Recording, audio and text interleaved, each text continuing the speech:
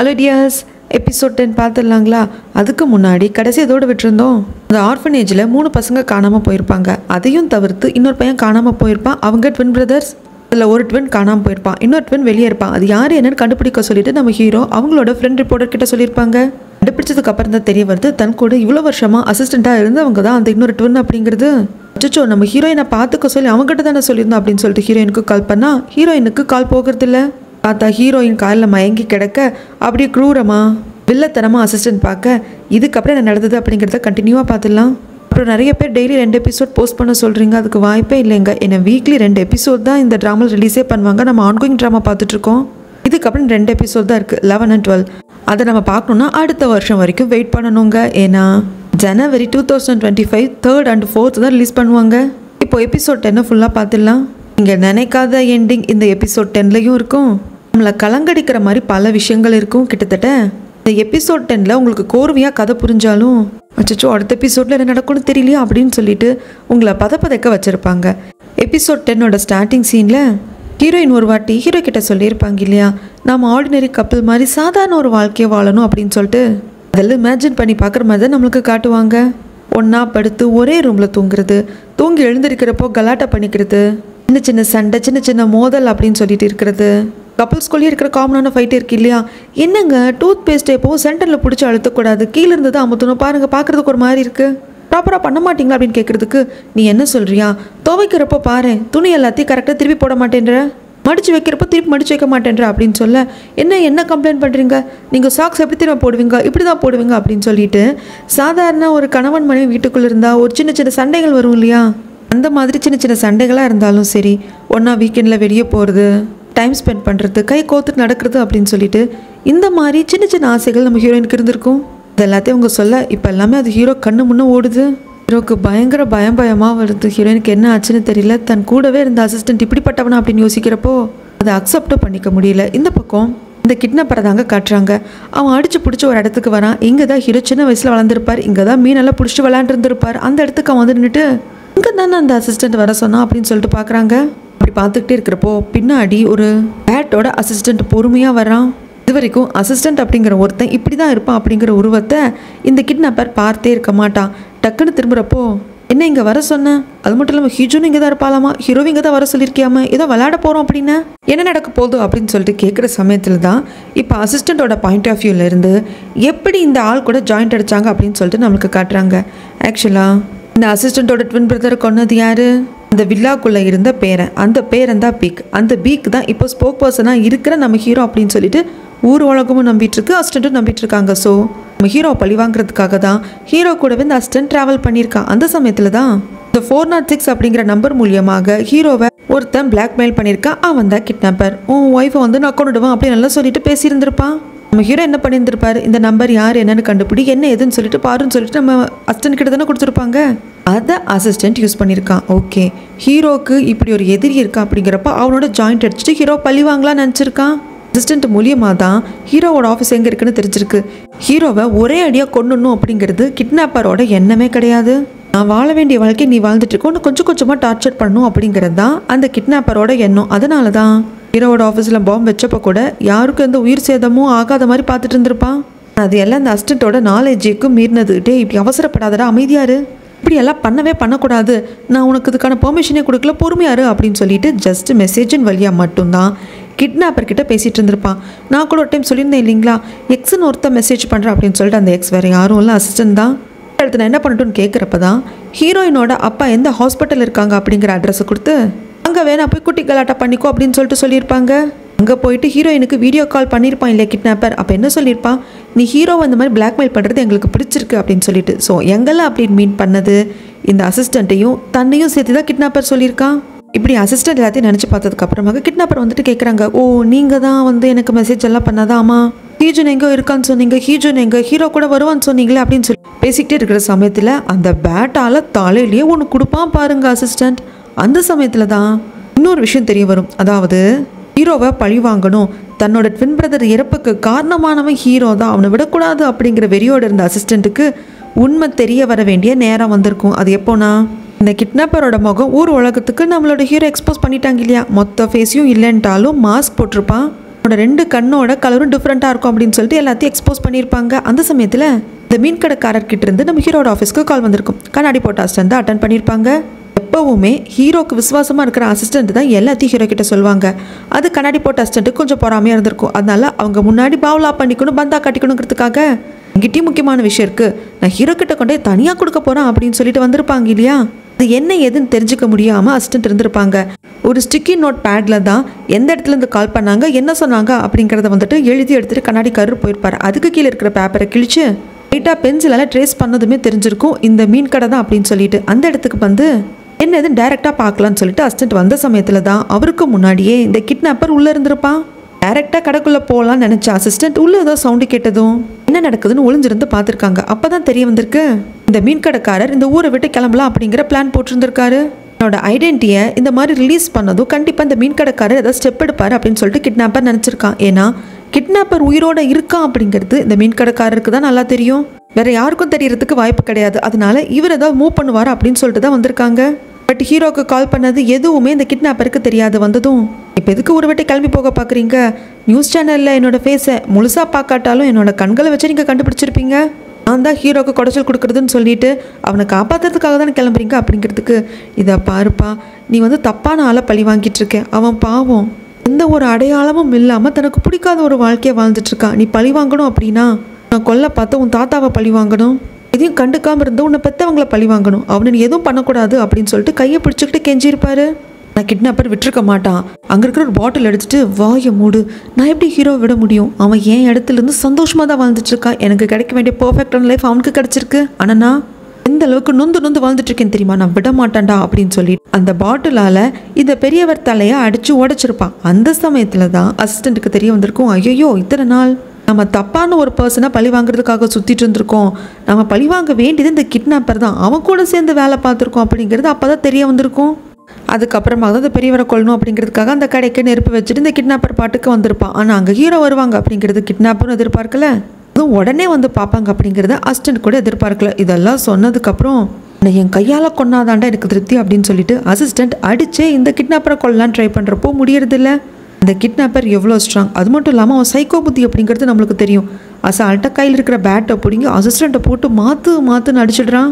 போதும், இதுக்கு மேலே உங்க கூட சேர்ந்து கூட்டணி வச்சுக்கிட்டு ஹீரோவனை பழி வாங்கணுங்கிறது கிடையாது, உன்னை கொண்டுட்டு நான் டேரெக்டாக அவனை பழி வாங்கிக்கிறேன் அப்படின்னு சொல்லிட்டு இந்த கிட்னாப்பர் போட்டு அடி நடிச்சு தண்ணிக்குள்ளெல்லாம் தள்ளி விட்டு கொண்டுடலான்னு பார்க்க அப்போ தான் இந்த அசிஸ்டண்ட்டோட ஐடென்டி கார்டு வெளியே வரும். அந்த ஐடி கார்டில் தான் அசிஸ்டண்ட்டோட பேரும் இருக்கும், ஸ்போக் பர்சனோட ஆஃபீஸில் ஒர்க் பண்ணுறாங்க அப்படிங்கிற அந்த விவரமும் இருக்கும். அதை பார்த்ததுக்கு அப்புறம் தான் தெரிய வரும், அப்போ நீ ஹீரோக்கு பக்கத்தில் ஹீரோட டீமில் ஒருத்தனா நீ, அட இது செம த்ரில்லிங்காக இருக்கே அப்படின்னு சொல்லிட்டு நல்லா போட்டு அடி நடிச்சிருப்பாங்க. ஸோ அசிஸ்டண்ட் அப்படிங்கிற ஒருத்தனோட எந்த ஒரு டீட்டெயிலும் தெரியாமல் தனக்கு ஹெல்ப் பண்ணுறான், ஹீரோவுக்கும் எதிரி போல இருக்கு அப்படிங்கிற ரீதியில் தான் கிட்னாப்பர் ட்ராவல் பண்ணியிருப்பான். இப்போ தான் எல்லாம் தெரிய வருது. அடி நடிச்சு அசிஸ்டண்ட் இந்த கிட்னாப்பர் கொண்டுட்டானா என்னன்னு சொல்லிட்டு தெரியலேங்க. இந்த இடத்துக்கு நம்ம ஹீரோ வராரு. ஏன்னா இந்த கிட்னாப்பர் வந்துட்டு இந்த இடத்த ஃபோட்டோ எடுத்து அனுப்பிச்சு இந்த இடத்துக்கு வா அப்படின்னு சொல்லிட்டு மெசேஜ் அனுப்பிச்சிருப்பான். போலீஸ்க்கு கால் பண்ணக்கூடாது, அப்படி பண்ண அப்படின்னா ஒய்ஃபை நான் கொண்டுடுவேன் அப்படின்னு சொல்லியிருப்பாங்க. ஹீரோ அந்த இடத்துக்கு வந்துட்டாங்க. அங்கே யாரும் இருக்கிற மாதிரி தெரியல. அங்கே தள்ளி ஒரு போட் இருக்குது, அதில் பிளாக் கலர் பேக் இருக்குது. சின்ன வயசுலேருந்து இந்த கருப்பு கலர் பேக்குள்ளே என்ன இருக்கும் அப்படிங்கிறது அப்போ தெரியாட்டாலும் பெருசானதுக்கப்புறம் ஹீரோக்கு தெரிஞ்சிருக்கும். அதனால பயந்து போயிட்டு ஒருவேளை ஹீரோயின் ஏதோ கொண்டு வச்சிருக்கான் போல இருக்குன்ட்டு அதரி போய் ஓடி வந்து ஓப்பன் பண்ணா உள்ளே இருக்கிறது ஹீரோயின் கிடையாது, அசிஸ்டன்ட். இறந்தும் போகலை, ஜஸ்ட் மயக்கத்தில் தான் இருக்காரு. இந்த இடத்த பார்த்ததும் என்னென்னமோ ஞாபகத்துக்கு வருது. ஏன்னா இங்கே தானே சின்ன வயசுல மீன் பிடிச்சிட்டு விளையாண்டுருப்பாரு. அப்போ கூட அந்த கிட்னாப்பரோட தாத்தா வந்துட்டு அந்த கருப்பு கலர் பேக்கை கொடுப்பாங்க. பக்கத்தில் சின்ன பையன் இந்த கிட்னாப்பரும் இருந்திருப்பான், மாஸ்க் எல்லாம் போட்டுட்டு இருந்திருப்பான். அதெல்லாம் ஞாபகத்துக்கு வருது. அசிஸ்டன்ட் மயக்கம் தெளிஞ்சு, சார் அவனை பிடிச்சே ஆகணும், நீங்கள் வந்து தனியாக வந்திருக்கக்கூடாது அப்படிங்கிற சமயத்தில் கார் ரைஸ் ஆகிற சவுண்டு கேட்குது. பார்த்தா அந்த கிட்னாப்பர் தான் கார் எடுத்துகிட்டு போக பார்க்குறான். உள்ள ஹீரோயின் இருக்காங்க, இன்னும் மயக்கத்தில் தான் இருக்காங்க. தண்ணிக்குள்ளே இருந்துட்டு ஹீரோ உயிரை கையில் பிடிச்சிட்டு ஓடி வருவார். அவன் காரை ரைஸ் பண்ணிட்டே இருப்பான், கிட்ட வாடா நீ நல்லா கிட்ட வரணும், அப்போ தான் அது கையை நழுவி போகணும், அப்போ தான்டா எனக்கு சந்தோஷம் அப்படின்னு சொல்லிட்டு ஹீரோ கிட்ட வர்றதுக்காக வெயிட் பண்ணிகிட்டே இருக்கா. ஹீரோ கத்திக்கிட்டே வருவாரா. நம்ம ஹீரோயினுக்கு மயக்கம் தெளிஞ்சிடுது.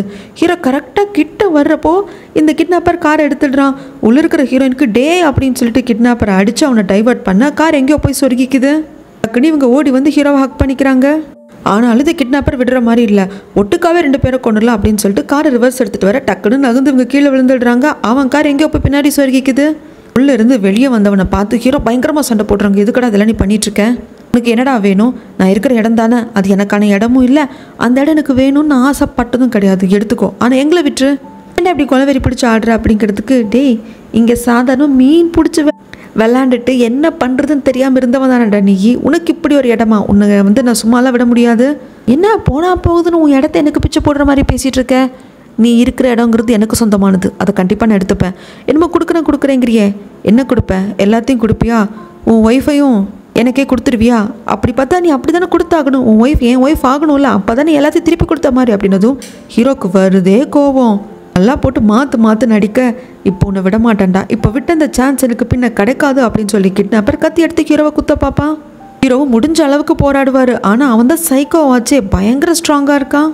கரெக்டாக கத்தியில் குத்த வரப்போ குறுக்கால அசிஸ்டண்ட் வந்து அந்த கிட்னாப்பரை தள்ளி விட்டு கிட்னாப்பர் மேலே விழுந்துடுவாங்க. அப்போ அப்படியே வயிற்றுல கத்தி ஏறிடும். அவ்வளோதான், அசிஸ்டன்ட் சரிஞ்சு போய் உட்கார சமயத்தில் கிட்னாப்பர் அங்கேருந்து எழுந்து பார்த்துட்டு, செம்ம டச்சிங்கான சீன், ரொம்ப நல்லா இருக்குது, விசுவாசமானவனாடா நீ அப்படின்னு சொல்லிட்டு அவன் அங்கேருந்து போயிட. இப்பொழுதுக்கு அவனை பிடிக்கணும் அப்படிங்கிறதுல ஹீரோ மைண்ட்லேயே இல்லை. அசிஸ்டண்ட்டை காப்பாற்றணும் தான் யோசிக்கிறாங்க. ஹீரோயின் போலீஸுக்கும் ஆம்புலன்ஸுக்கும் கால் பண்ணிட்டாங்க. அந்த கத்தி குத்துன இடத்துல இருந்து ரத்தம் வராமல் ஹீரோ கையை வச்சுட்டு ரத்தத்தை வெளியே வர விடாமல் ஸ்டாப் பண்ணிக்கிட்டே இருப்பாரு. ஆனால் முடியலை, ரத்தம் அப்படியே கொப்பிச்சு வெளியே வந்துட்டுருக்கு. அப்போ தாங்க அசிஸ்டன்ட் சொல்லுவான், நீ தான் அந்த உண்மையான பியோக்குன்னு நினச்சேன், ட்வின் பிரதரை கொண்டது நீ தான் அப்படின்னு நினச்சேன், அதனால தான் நான் உன்னோட சேர்ந்து ட்ராவல் பண்ண அப்படின்னு சொல்லிட்டு எல்லாத்தையும் சொல்கிறாங்க. ஆக்சுவலாக ஒரு டைம் கிட்னாப்பர் வந்து கிட்னாப் பண்ணிட்டு போனதுக்கு அப்புறமாக அந்த ஃபோன் அங்கே மிஸ் ஆனது, அதை வச்சு ஹீரோ பிளாக்மெயில் பண்ணது அப்படின்னு சொல்லிட்டு இந்த எல்லா பிளானுக்குமே ஆரம்பமாக இருந்தது வேற யாருமே இல்லை, இந்த அசிஸ்டன்ட் தான். நான் ஊர் உலகத்தில் யாருக்குமே இது தான் ஹீரோவோட ஒய்ஃப் அப்படிங்கிறது தெரியவே தெரியாது. நான் ஹீரோவோடவே பல வருஷங்களாக ட்ராவல் பண்ண அசிஸ்டண்ட்டுக்கு அதை கண்டுபிடிக்கிறது ரொம்ப ஈஸி. அதை கண்டுபிடிச்சி தான் கிட்னாப்பர் கிட்ட சொல்லியிருப்பாங்க. அந்த கிட்னாப்பர் அன்னைக்கு காரில் வச்சு ஹீரோயினை கிட்னாப்பும் பண்ணியிருப்பான், ஹீரோவை பிளாக்மெயிலும் பண்ணியிருப்பான். ஹீரோ பாட்டுக்கு கொன்னுக்கோ டெட் பாடி எங்கே இருக்குன்னு சொல்லு அப்படின்னு சொல்லிட்டு அவர் பாட்டுக்கு ஃபோன் வச்சுருந்துருப்பாரு. அதுக்கப்புறம் நடந்தது என்னன்னு நம்மளுக்கு தெரியும். அங்கே கடந்த ஃபோனை ஹீரோயின் எடுத்து வச்சுருப்பாங்க. அந்த ஃபோனை யூஸ் பண்ணி கிட்னாப்பர் மாதிரியே ஹீரோயின் பேசி ஹீரோவை பிளாக்மெயில் பண்ணியிருப்பாங்க இல்லையா. அந்த சமயத்தில் அவங்க பேசிக்கிறத அந்த ஸ்பாட்லேயே லைவாக இவன் தான் கேட்டிருப்பான். அதுக்கான செட்டப் எல்லாம் இந்த அசிஸ்டண்ட்டோட வீட்லேயே இருந்திருக்கும். ஆரம்பத்தில் நம்ம ஹீரோயின் பிளாக்மெயிலாக போனது கடைசியில் என்னவாயிருக்கும், 2 பேர் ஒருத்தர் மேலே வச்சுருந்த ஒருத்தர் காதலை உணர்ந்துட்டு என்ன தான் எந்த அளவுக்கு காதலிக்கிறோம் அப்படிங்கிறதையும் ஹீரோ சொல்லியிருந்திருப்பார் இல்லையா. அதுக்கப்புறம் இந்த ஃபோனை வச்சிருக்கிறது வேஸ்ட்டு, ஹீரோயின் கிட்ட இருந்தாலும் இதை வச்சு ஹீரோவை அவள் பிளாக்மெயில் பண்ணுறதுலேயும் பெரிய ஒரு இம்பாக்ட் கிரியேட் ஆக போகிறதில்ல அப்படின்னு சொல்லிட்டு அச்சன் முடிவு பண்ணியிருப்பான். எப்படி பழி வாங்குறதுன்னு யோசிச்சுட்டு இருந்திருப்பான். அந்த சமயத்தில் தான் ஒரு வாட்டி நம்ம பிளான் பிக்கு போகலாம், இன்னைக்கு D-Day அப்படின்னு சொல்லிட்டு இவன் கிட்னாப்பருக்கு ஒரு மெசேஜ் அனுப்பிச்சிருப்பான். அதாவது இன்னைக்கு நடக்க போகிற விஷயத்த நான் பார்த்துக்கிறேன் அப்படின்னு சொல்லிட்டு. ஏன்னா அப்போ தான் இவங்க டீமோட ட்ரிப் போயிருப்பாங்க. ஹீரோயின் மேலே ஹீரோ எந்த அளவுக்கு உயிரியே வச்சிருக்காரு அப்படிங்கிறத அசிஸ்டன்ட் பக்கத்துலேருந்து பார்த்துருப்பான். நான் எப்படி என்னோட ட்வின் பிரதர் இழந்துட்டு தவிக்கிறேனோ அதே மாதிரி நீ லவ் பண்ணுற உன் ஒய்ஃபை நீ இழந்துட்டு தவிக்கணும், அப்போ தான் உனக்கு அந்த வலி புரியும். லைஃப்பில் நாம் உயிரோடு இருந்து நம்ம நேசிக்கிறவங்க இறந்து போகிறது எவ்வளோ பெரிய வலிங்கிறது தெரியும் அப்படின்னு சொல்லிட்டு நம்ம ஹீரோயினை அந்த மலைப்பகுதியிலிருந்து தள்ளி விட்டதே இவன் தான். எல்லாம் சொல்ல ஹீரோவால் தாங்க முடியல. ஒரு பக்கம் கோபமும் வருது. ஹீரோயின் சொல்கிறாங்க, ஐயோ நீ எதுக்கு இதெல்லாம் பண்ண, இதெல்லாம் பண்ணது அந்த கிட்னாப்பர் தான், இதுக்கும் ஹீரோக்கும் சம்மந்தமே கிடையாது அப்படிங்கிறப்போ அது எனக்கு ஃபர்ஸ்ட் தெரியாது. நீ ஏன் உண்மையான பீக்காக இல்லாமல் போன, நீ ஏன் எதுக்கும் சம்மந்தமே இல்லாத ஒருத்தனா போன, நான் ஏன் உன்னை பழி வாங்கினேன். ஆக்சுவலாக அசிஸ்டண்ட்டுக்கு வந்து கில்ட்டாக இருக்குது, தப்பே பண்ணாத ஒருத்தர் இத்தனை நாள் பழி வாங்கிட்டு இருந்திருக்காரு இல்லையா. அதனால நான் செத்தாலும் பரவாயில்ல, என்னை இப்படியே விட்டுரு, அவன் ஓடி போகிறான் பாரு, அவனை மட்டும் விட்டுறாதா அப்படின்னு சொல்லிட்டு அப்படியே மயக்கமாயிடுறாங்க. அதுக்கப்புறம் அங்கே போலீஸும் வராங்க, ஆம்புலன்ஸும் வருது. ஹீரோ கையில் ஒரே ரத்தமாக இருக்குது, அசிஸ்டண்ட்டோட ரத்தம் தான். அப்போ தான் ஹீரோ ஒரு ஃப்ளாஷ்பேக் நினச்சி பார்க்குறாரு. ஹீரோ நியூஸ் சேனலில் ஒர்க் பண்ணிட்டு இருந்த சமயத்தில் அவருக்கு அசிஸ்டன்ட் நியூஸ் ரீடராக புதுசாக ஜாயின் பண்ணவர் தாங்க இந்த அசிஸ்டண்ட். அப்போ இருந்து நம்ம ஹீரோக்கு அசிஸ்டண்ட்டாக இருந்திருக்காங்க. 2 பேருக்கும் அப்போ இருந்து ஒரு நல்ல பாண்டிங் கிரியேட் ஆயிருக்கு. அப்படி அவங்க ஒர்க் பண்ணதுக்கப்புறம் பிரசிடென்ட்டுக்கு ஸ்போக் பர்சனாக நம்ம ஹீரோ மாறினதுக்கப்புறம் என் கூட வந்து பிரசிடென்ட் ஆஃபீஸில் ஒர்க் பண்ணி எனக்கு அசிஸ்டண்ட்டாக இரு அப்படின்னு சொல்லிட்டு கூப்பிட்டு இருந்திருப்பாங்க. அசிஸ்டண்ட்டும் உங்கள் நம்பிக்கையை நான் கண்டிப்பாக காப்பாற்றுவேன் சார் அப்படின்னு சொல்லிட்டு மனசார அதை ஏற்றுட்டு இருந்திருப்பாங்க. ஹீரோ யாரையுமே அவ்வளோ சீக்கிரம் நம்ப மாட்டார், இன்னும் சொல்ல போனால் யாரையுமே நம்பியே இருக்க மாட்டார். ஆனால் அசிஸ்டண்ட்டை முழுசாக நம்பியிருப்பார். அசிஸ்டன்ட் கிட்ட எல்லாத்தையும் சொல்லியிருப்பார். இவ்வளோ வருஷமாக நம்ம கூட ட்ராவல் பண்ணி இவன் நல்லவன் அப்படின்னு மொத்த நம்பிக்கையும் வச்ச ஒருத்தன் நம்மளை பழி வாங்குறதுக்காக தான் இவ்வளோ வருஷமும் நம்ம கூட இருந்திருக்கான் அப்படின்னு தெரிய வரப்போ ஹீரோவால் ஹேண்டில் பண்ண முடியல. ஹீரோயின் பக்கத்தில் வந்து அந்த ரத்தக்கரையெல்லாம் தொடச்சி விட்டுட்டு போர்வையை போற்றி விட்டுட்டு நீங்கள் ஓகேவா இருக்கீங்களா, உங்களுக்கு எங்கேயாவது அடிபட்டிருக்கா அப்படின்னு சொல்லிட்டு கேட்குறதுக்கு ஹீரோ அடி உடம்புல படலை அப்படிங்கிறாங்க. ஹீரோயினுக்கு என்ன சொல்லி ஆறுதல் படுத்துறதுனே தெரியல. இந்த பக்கம் அந்த வில்லனை தான் காட்டுறாங்க. அவனுக்கும் அடிபட்டிருக்கு இல்லைங்களா, ஏன்னா அசிஸ்டண்ட் பயங்கரமாக தலையில் அடிச்சிருப்பாங்க. அந்த இடத்துக்கு மருந்து போடலை, மருந்தை ஊற்றிட்டு இருக்கா. அப்போ தான் இவன் ஒரு விஷயத்த நினச்சி பார்க்குறான். கடைசியாக இவங்க அம்மா இவனை தேடிட்டு வந்திருப்பாங்க இல்லையா, அப்போ கூட இவனை திரும்பி பார்த்துருப்பாங்க. இவன் க்ரீப்பியாக சிரிச்சிருப்பான். அதுக்கப்புறம் என்னாச்சுன்னு நம்மளுக்கு காட்டவே இல்லை. அப்போ என்ன நடந்தது அப்படிங்கிறது இப்போ தாங்க காட்டுறாங்க. அங்கே வந்து நின்னதும் அங்கே நிற்கிறது பையன் தான் அப்படிங்கிறது ஈஸியாக அவங்க கண்டுபிடிச்சிருப்பாங்க. அந்த கண்ணோட கலர், அது மட்டும் இல்லாமல் சின்ன வயசுல இருந்து அந்த முகஜாடை, இதெல்லாம் வச்சு ரொம்ப ஈஸியாக கண்டுபிடிச்சிருப்பாங்க. என்ன, நான் உயிரோடு இருக்கிறத பார்க்க உங்களுக்கெல்லாம் ரொம்ப ஆச்சரியமா இருக்கா?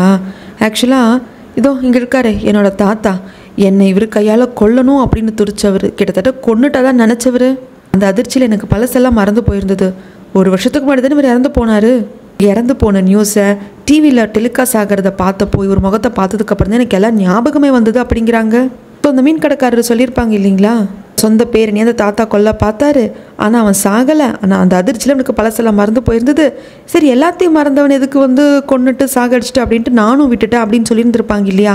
ஸோ எல்லாத்தையும் மறந்துருந்தவனுக்கு 1 வருஷத்துக்கு முன்னாடி அவங்க தாத்தா இறந்து போன நியூஸை சேனலில் பார்த்து அந்த ஃபேஸை பார்த்ததுக்கப்புறம் தான் எல்லாமே ஞாபகம் வந்திருக்கு. இதை கேட்டதும் இந்த அம்மாவுக்கும் ரொம்ப அதிர்ச்சி. டேய், நீ செத்துட்ட, உனக்கு ஏதோ ஆக்சிடெண்ட்டில் இறந்து போயிட்ட அப்படின்னு தாண்டா இந்த ஆள் என்கிட்ட சொன்னான்.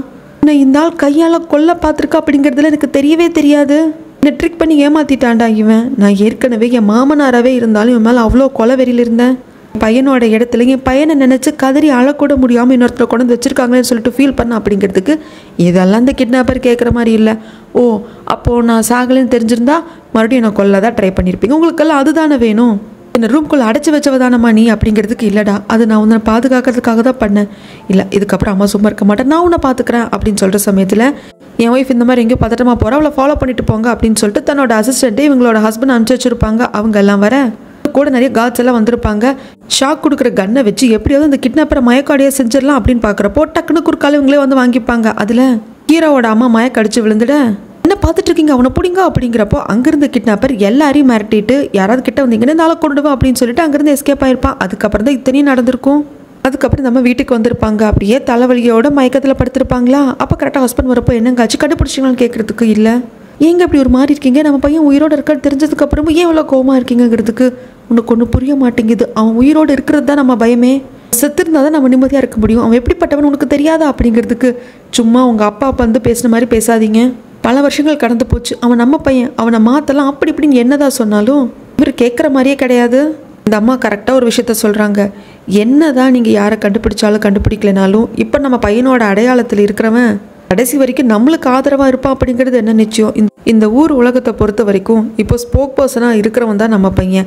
அவன் மேலே ஒரு பிம்பம் இருக்குது, அவன் நல்லவன் அப்படிங்கிற ஒரு மதிப்பு இருக்குது. அவன் மட்டும் நம்மளுக்கு எகேன்ஸ்டாக திரும்பிட்டான்னு வச்சுக்கோங்க, மொத்த நாடும் நம்மளுக்கு எகேன்ஸ்டாக திரும்பிடும். அப்படிங்கிறப்போ இப்போ தான் ஹீரோவோட அப்பாவுக்கு ஒரு விஷயம் உரைக்குது. நம்மளோட பையன் நல்லவன் இல்லை, அவன் இடத்துக்கு இன்னொருத்தனை கொண்டு வந்து அவன் மூலியமாக ஆதாயத்தை பார்க்கலான்னு பார்த்தா சில எல்லாமே நம்மளுக்கு எகேன்ஸ்டாக நிற்கிதே. நம்ம அப்பா ஏதோ நல்ல விஷயம் பண்ணியிருக்காரு நம்மளுக்கு அப்படின்னு பார்த்தா இல்லை, எல்லாத்தையும் தலைகீழ மாற்றி வச்சுட்டு போயிருக்காரு அப்படிங்கிறது இப்போ தான் கொஞ்சம் கொஞ்சமாக இவருக்கு புரியுது. அதுக்கப்புறம் நியூஸ் சேனல் எல்லாம் பரபரன்னு ஆயிடுது. இந்த மாதிரி ஹீரோக்கு அட்டாக் நடந்திருக்கு, ஹீரோ கூட இருந்த அசிஸ்டன்ட் ஏதோ இத்தனை பிரச்சனையும் பண்ணியிருக்கான், அது மட்டும் இல்லாமல் ஹீரோயினை தள்ளி விட்டது அந்த மலையிலிருந்து இவன் தான் அப்படின்னு அசிஸ்டண்டோட வீட்டை போய் சர்ச் பண்ணுறது, அங்கே இருக்கிற திங்ஸ் எல்லாம் சீஸ் பண்ணுறது அப்படின்னு சொல்லிட்டு இது எல்லாத்தையும் நியூஸ் சேனலில் பார்த்து ஹீரோவோட டீமில் இருந்த கண்ணாடிக்காரர் மற்றவங்களுக்கெல்லாம் என்ன நடந்துட்டு இருக்கு, ஹீரோ அந்த அளவுக்கு அசிஸ்டண்ட்டை நம்பினாரு, தன்னோட நிழல் மாதிரி நினைச்சாரு அப்படின்னு சொல்லிட்டு எல்லாரும் அதிர்ச்சியில் பார்த்துட்டு இருக்காங்க. இந்த பக்கம் ஹாஸ்பிட்டலில் தாங்க காட்டுறாங்க. ஆக்சுவலாக அசிஸ்டண்ட் இறந்து போகல, காப்பாற்றிட்டாங்க. காப்பாற்றிட்டாலும் சூசைட் பண்ணிக்க ட்ரை பண்ணிகிட்டே இருந்திருக்காங்க. அப்போ தான் டிடெக்டிவ் விசாரிச்சுட்டு வெளியே வருவார். இல்லை, அந்த அசிஸ்டண்ட் வாயவே திறக்க மாட்டேங்கிறாங்க, நீங்கள் வேணா போய் பேசி பாருங்க அப்படின்னு சொல்கிறப்போ நம்ம ஹீரோ உள்ளே வராங்க.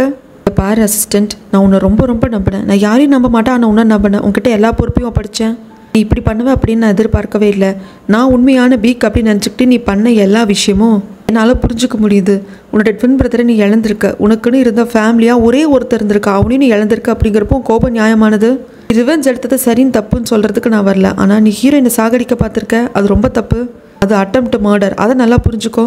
அதுக்கு கண்டிப்பாக உனக்கு தண்டனை கிடைக்கணும். கொஞ்சம் போலீஸ்க்கு கோஆப்ரேட் பண்ணு அப்படிங்கிறதுக்கு இவனுக்கு கோவம் வந்துடுது. என்ன நினச்சிட்டு இருக்க, நீ எந்த தப்பு பண்ணலையா, நீ இருக்க வேண்டிய இடத்துல வேற ஒருத்தர் இருக்கணும், அவன் அடையாளத்தை எடுத்துக்கிட்டு நீ நல்லா கம்ஃபர்டபுளாக தானே வாழ்ந்துட்டுருக்க அப்படிங்கிறதுக்கு உண்மைதான். என்னால் இந்த இடத்த டக்குன்னு உடனே தூக்கி போட முடியல, அதுக்குன்னு சில வேலைகள் பண்ண வேண்டியிருக்கு, ப்ராப்பராக தான் நான் வெளியே வரணும், அதுக்காக நான் காத்துட்ருக்கேன். கண்டிப்பாக அது தப்பு தான், நம்ம எல்லாரும் தப்பு பண்ணியிருக்கோம், அந்த பாவத்துக்கான தண்டனையை நம்ம அனுபவிச்சு தான் தீரணும்.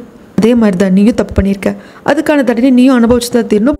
உனக்கு ரொம்ப கடுமையான தண்டனை கிடைக்கக்கூடாது அப்படின்னா எது உண்மையோ எல்லாத்தையும் போலீஸ்கிட்ட சொல்லி விசாரணைக்கு கோஆப்ரேட் பண்ணு அப்படின்னு சொல்லிட்டு போயிடுறாங்க. அதுக்கப்புறம் தான் அந்த சைக்கோ கிட்னாப்பர் குழந்தைங்களெல்லாம் சின்ன வயசுல இருந்தப்போ கொண்டுட்டு போயிடுறீங்களா, அது எல்லாத்தையும் கருப்பு கலர் பேக்கில் வச்சு இந்த மீன் கடைக்காரர் தானே ஒரு மலைப்பகுதியில் புதைச்சு தான் சொன்னாங்க. நம்ம ஹீரோ கிட்ட கூட அந்த இடத்த காமிச்சு கொடுத்துட்டாரே, அந்த இடத்த இப்போ போலீஸ்கிட்ட எல்லாம் சொல்லிட்டாங்க. அங்கே ஒவ்வொரு இடமா தோண்டி பார்க்க 4 டெட் பாடி இல்லை எலும்புக்கூடு கிடைக்குது. இந்த பக்கம் யுரிக்கிட்ட நம்ம சாங்வான் எல்லா விஷயத்தையும் சொல்கிறாங்க. அப்போது இப்போ ஸ்போக் பர்சன் பீக் அப்படிங்கிற பர்சனோட இடத்துல இருக்க வேண்டியது வேற ஒருத்தன், அவன் கிட்னாப்பர்.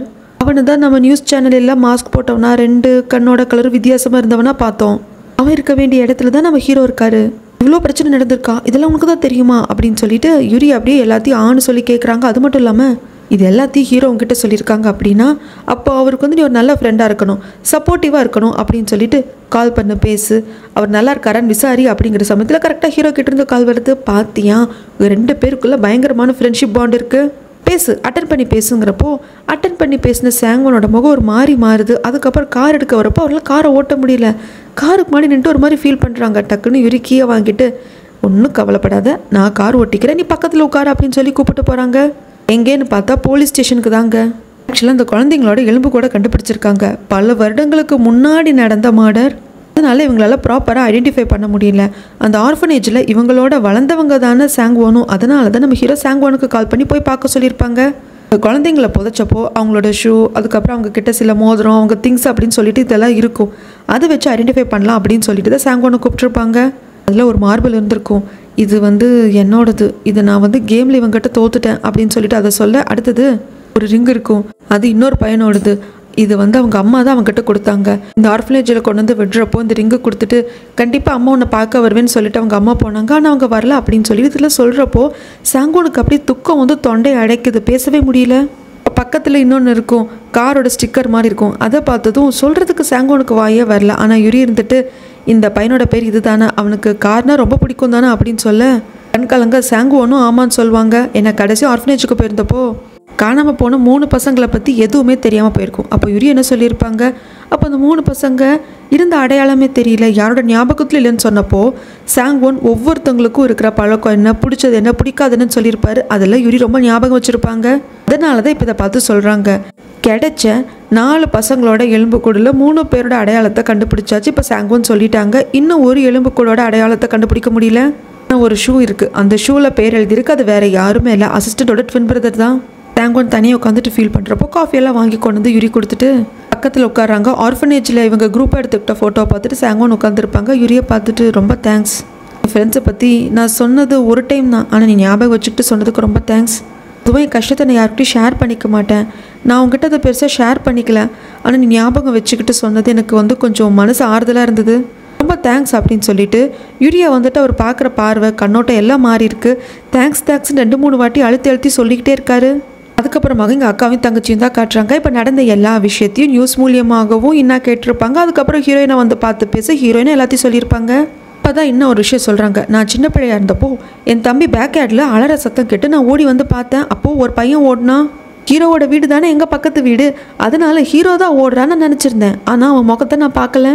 அதுக்கப்புறம் நான் ஹீரோவை பார்க்க வேண்டி வந்தப்போ நான் பார்த்த பையனை விட ஹீரோ கொஞ்சம் ஹைட்டாக வேறு இருந்தானா, அதனால அன்னைக்கு என் தம்பி கூட விளையாண்டு தம்பி அழ வச்சது வேற யாரோ பையனாக இருக்கும்னு நினச்சி நான் விட்டேன். இப்போ தான் நிறைய விஷயங்கள் புரிய வருது, உங்களுக்கு சின்ன வயசில் நடந்த அந்த ஆக்சிடெண்ட்டுக்கான காரணமாக புரிய வருது அப்படிங்கிறப்போ என்னக்கா சொல்கிற, அப்போ அது ஆக்சிடெண்ட் இல்லையா, பிளான் பண்ண மர்டரா அப்படின்னு சொல்லிட்டு கேட்குறதுக்கு ஆமாம், எனக்கு இந்த டவுட்டு பல வருஷங்களாக இருந்துக்கிட்டே இருக்குது, நீ நல்லா யோசிச்சு பாரு.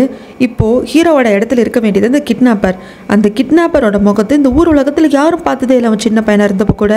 ஆனால் என்னோட தம்பி பார்த்தான், அவன் கூட ஒரே ஒரு வாட்டி விளையாண்டா, அப்போ கூட அழ வச்சுட்டு அவன் போயிட்டான்.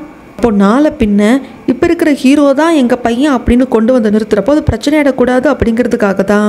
நம்ம சின்ன பிள்ளையாக இருந்தப்போ அந்த ஆக்சிடென்ட் நடந்திருக்கு, அந்த ஆக்சிடெண்ட்டில் என் தம்பி இறந்தும் போயிருக்கான் அப்படிங்கிற சமயத்தில் யாரோ காலிங் பெல்லை ப்ரெஸ் பண்ணுறாங்க. வந்திருக்கிறது வேறு யாரும் இல்லை, நம்ம ஹீரோயின் ஹீஜனோட அம்மா தான்.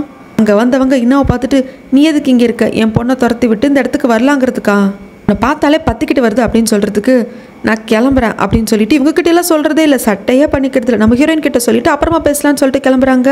ஹீரோயினோட அம்மா தையா தக்கான்னு குதிச்சுக்கிட்டே இருக்காங்க, என்னடி நடந்துட்டுருக்கு, நம்மளை சுற்றி என்ன தான் நடந்துட்டுருக்கு, இதுக்கெல்லாம் காரணம் நீ தான், உன்னை பெரிய கன்ஸ்ட்ரக்ஷன் கம்பெனியோட ஓனரோட பையனுக்கு தான் கட்டி வைக்கலான் இருந்தேன், ஆனால் கடைசியில் எல்லாமே கொலாப்ஸ் ஆகிடுச்சு, இதுக்கெல்லாம் காரணம் யார், இதோ இவ தான், இந்த இன்னா தான், இவ மட்டும் இவ கல்யாணத்துக்கு முன்னே ஓடி போகாமல் இருந்திருந்தா இவ தான் ஹீரோவை கல்யாணம் பண்ணியிருந்திருப்பா, நீ அந்த பெரிய கன்ஸ்ட்ரக்ஷன் கம்பெனியோட ஓனரோட பையனை கல்யாணம் பண்ணிட்டு இருந்திருப்ப, எல்லாம் ஸ்மூத்தாக போயிருக்கும் அப்படின்னு சொல்கிறதுக்கு அம்மா நிறுத்துமா அப்படின்னு சொல்லிட்டு ஹீரோயின் வாய் திறந்து பேசிடுறாங்க. இதை பார்த்து அம்மாவுக்கு ஷாக் ஆகிடுது. அப்போது நீயும் இன்னாவும் இவ்வளோ நேரம் வாய் திறந்து பேசிகிட்டு இருந்தீங்களா, அதாவது நீ வாய் விட்டு பேசுவ அப்படிங்கிறது இன்னாக்கிட்ட நீ காஞ்சி கொடுத்துட்டியா அப்படின்னு சொல்கிறப்போ சும்மா இருமா, எல்லாம் எனக்காக பண்ண அப்படின்னு சொல்லிட்டு என்னால் முடியலம்மா, ரொம்ப ஒபீடியண்ட்டாக நீ சொல்கிறதெல்லாம் கேட்டுக்கிட்டு உனக்கு பிடிச்ச மாதிரி உனக்கு மட்டும் ஏற்ற மாதிரி ஒரு லைஃப்பை நீ சந்தோஷமாக இருக்கணுங்கிறதுக்காக நான் சாக்ரிஃபைஸ் பண்ணி தோற்று போயிட்டேம்மா. நீ திருப்பி என்னை லவ் பண்ணுவேன், என்ன புரிஞ்சுப்பா. ஐயோ நம்ம பொண்ணு நம்மளுக்காக கஷ்டப்படாலே நான் பார்ப்பேன் நினச்சேன். ஆனால் நீ அப்படியெல்லாம் ஒன்று கூட பண்ணலை அப்படிங்கிறதுக்கு என்னட்டு நினச்சிட்ருக்க. இதெல்லாம் நான் எனக்கா பண்ணிக்கிட்டேன், உனக்காக பண்ண சாக்ரிஃபைஸை எப்படி இப்படி பேச போச்சு அப்படிங்கிறப்போ இதுக்கு பேர் சாக்ரிஃபைஸாமா?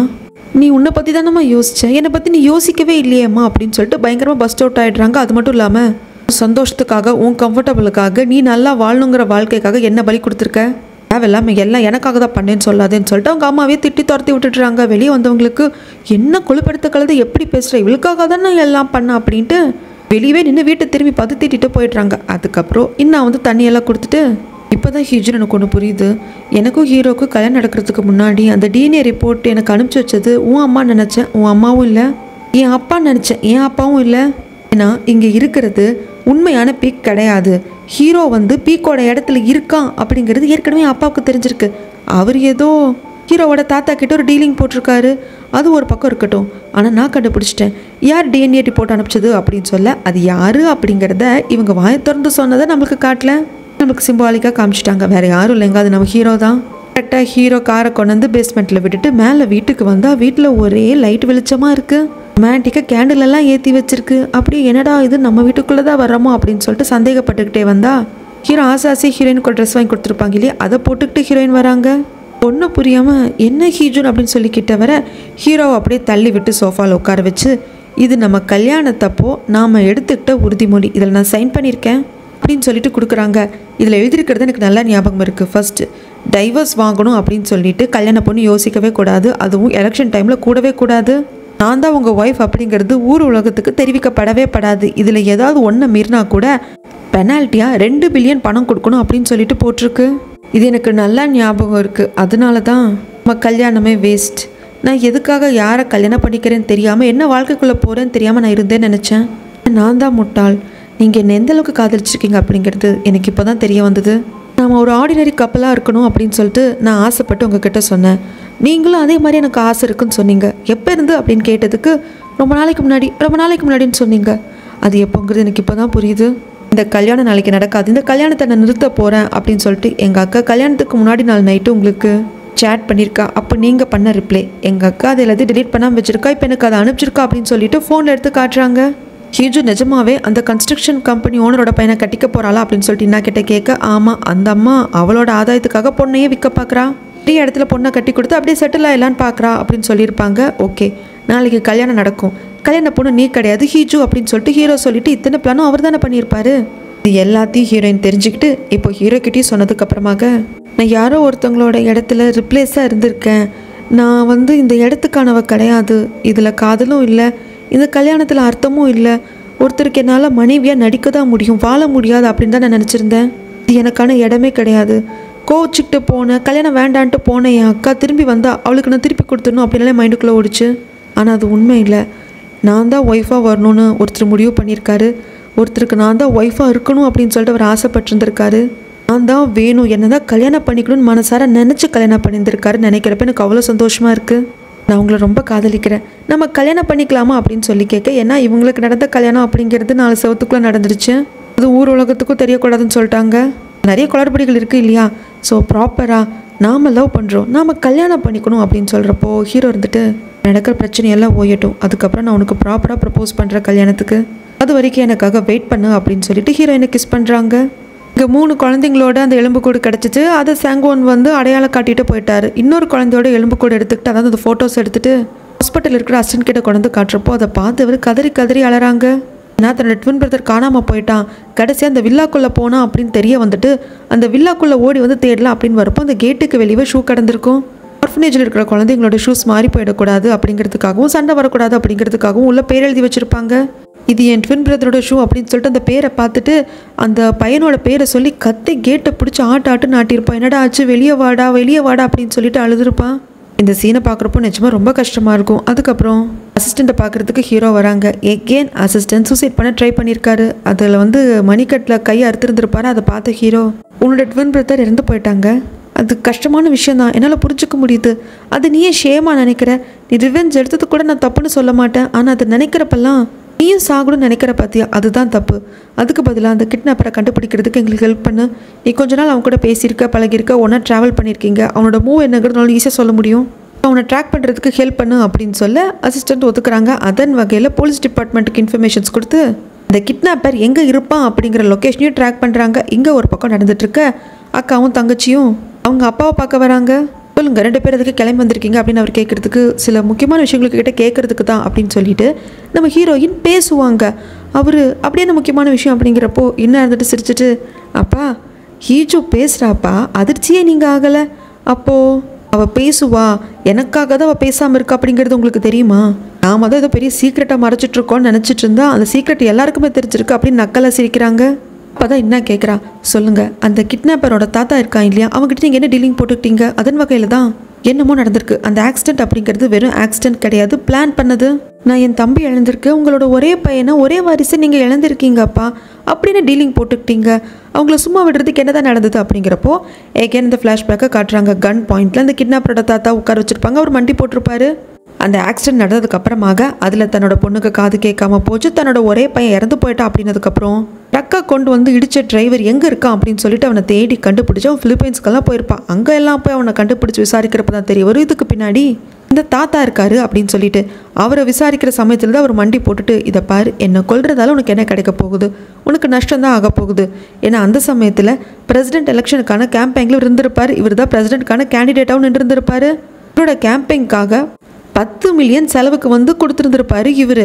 அதனால் அதெல்லாம் உனக்கு நஷ்டமாக தான் போகும், என்னை கொல்லாத அப்படிங்கிறப்போ காசு போனால் போயிட்டு போகுது, என் பையனே செத்து போயிட்டான், என் பொண்ணுக்கு காது கேட்காம போச்சு, இவ்வளோ பெரிய பிரச்சனை நீ பண்ணியிருக்க, என் குடும்பத்தை இந்தளவுக்கு நிலக்கொலையை வச்சுருக்க, நான் சும்மா விட மாட்டேன் அப்படிங்கிற சமயத்தில் தான் இதை பாரு, ஒரு உயிர் போயிருக்குன்னா அதுக்கு நிகரான பலி அப்படிங்கிறது இன்னொன்று உயிர் தான். அந்த உயிர் என் பேரன் தான், அதை நான் கொடுக்குறேன். ஏன்னா அவன் மேலே தப்பு இருக்குது. என் பேரனோட முகத்தை பார்த்தது உன் பையன் இறந்து போயிட்டா அப்படின்னா என் பேரனும் இறந்து போயிடுவான், அவன் இடத்துக்கு இன்னொருத்தன் வருவான் அப்படின்னு சொல்லிட்டு அப்போயே டீலிங் பேசியிருப்பாங்க. இவங்க பேரனோட சைக்கோ குணம் அவன் பண்ண எல்லா வேலையும் சொல்லிட்டு அந்த இடத்துக்கு இன்னொருத்தனை கொண்டு வரப்போ உன் பையன் வந்து ஏற்கனவே என் பேர முகத்தை பார்த்துருக்கான், அது பிரச்சனை ஆகிடும் அப்படின்ட்டு தான் நான் இப்படி பண்ணேன், அது தப்பு தான், என் கையாலே என் பேரை நான் கொல்ல போகிறேன், அது மட்டும் இல்லாமல் நீ என்ன கேட்டாலும் அதை நான் பண்ணி கொடுக்குறேன் அப்படின்னு சொல்லிட்டு அந்த அக்ரிமெண்ட்டில் சைன் பண்ணி சீல் வச்சு கொடுத்துருந்துருப்பாங்க. இதுதான் இவங்க 2 பேருக்குள்ளே நடந்த டீலிங். இது இன்னும் அவளை ஏற்றுக்கவே முடியல. அவ்வளோதானா, இதுக்காக நீங்கள் ஈஸியாக கிவ் அப் பண்ணிட்டீங்களா? உங்களுக்கு ஒன்று தெரியுமா, அந்த தாத்தாவோட பேரன் சாகவே இல்லை, அந்த கிட்னாப்பர் உயிரோட தான் இருக்கும் அப்படின்னதும் வருதே இவருக்கு கோவம். இங்கே சீனை கட் பண்ணால் அந்த தாத்தா இறந்து போய் 1 வருஷம் ஆயிடுச்சு. அவருக்கான நினைவாஞ்சலி செலுத்துறதுக்கு இங்கே எல்லோரும் ஒன்று கூடியிருக்காங்க. அப்போ அங்கே இன்னாவோட அப்பா கன்னை எடுத்துகிட்டு காரில் வராரு. பின்னுக்கவே அக்கா தங்கச்சி 2 பேரும் வருவாங்க. நம்ம ஹீரோயின் வர்றப்ப ஹீரோக்கு மெசேஜ் அனுப்பிச்சிருப்பாங்க, இந்த மாதிரி இந்த இடத்துக்கு வாங்க, ஏதோ தப்பு நடக்கிற மாதிரி இருக்குது, பயமாக இருக்குது, சீக்கிரம் வாங்க அப்படின்னு சொல்லிட்டு மெசேஜ் அனுப்பிச்சிருப்பாங்க. இங்கே அந்த கிட்னாப்பரோட லொக்கேஷனையும் போலீஸில் ட்ராக் பண்ண ஆரம்பிச்சிட்டாங்க. எக்ஸாக்டாக அவன் இப்போ எங்கே இருக்கான் அப்படிங்கிறதும் தெரிய வந்துடுச்சு. அந்த தாத்தாவோட ஃபோட்டோவுக்கே ஒரு கன் ஷாட்டை கொடுக்க எல்லாரும் பயந்து போய் உட்கார ஹீரோவோட அப்பா தலையில் கன்னை வச்சுட்டு, டே சொல்லு, உன் பையன் எங்கே, அவன் சாகலை, என் பையனோட உயிர் பலிக்க அவன் உயிர் தான் நிகர், அவனை நான் கொன்னே தீரணும், வர சொல்லடா அவனை அப்படின்னு சொல்கிற சமயத்தில் டக்குன்னு அங்கே ஏதோ வெடிக்குது, ஃபயர் ஆகுது. என்னடான்னு பார்த்தா இந்த இடத்துல தாங்க அந்த கிட்னாப்பர் சைக்கோ இருக்கான். ஆக்சுவலாக இந்த இடத்துக்கு ஹீரோவோட அம்மா அப்பா வர்ற சமயத்திலேயே அந்த அம்மா நோட்டீஸ் பண்ணியிருப்பாங்க. அந்த மலர்வலையெல்லாம் வைக்கிறப்போ அங்கே மாஸ்க் போட்டு இவங்க பையன் நின்றுட்டு தான் இருந்திருப்பான். இவங்களுக்கு எல்லாம் தெரிஞ்சுதான் உள்ளே வந்திருப்பாங்க. டக்குன்னு அங்கே ஃபயர் ஆனதும் இன்னோட அப்பா கூட அப்படியே நல்லா குழஞ்சு போயிடுவார்.